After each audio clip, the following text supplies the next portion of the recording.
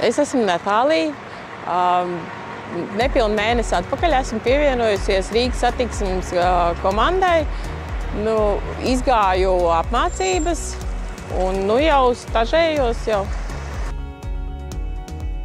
Vispār man tas viss ir no bērnības. Man teica, braukāja ar lielo mašīnu, man ļoti patīk liels stūris. Un tad pēc jaunā gada es zaudēju darbu.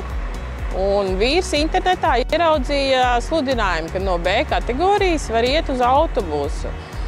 Un tad es pamēģināju, sazvanījos, atbraucu uz atvērto durdienu, iepazinos ar visu.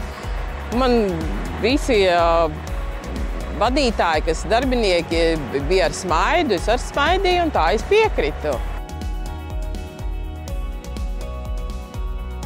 Sagaidīju mācību sākumu, kas ilgā apmēram 2 mēnešus, un tad arī nepilnu mēnesi bija arī braukšana. Un pēc tā visa bija arī eksāmeni, un viss kopsumā izgāja apmēram 3 mēneši. Aicinu arī citas sievietes kļūt par autobusu vadītāju un mācīties no B uz D kategoriju.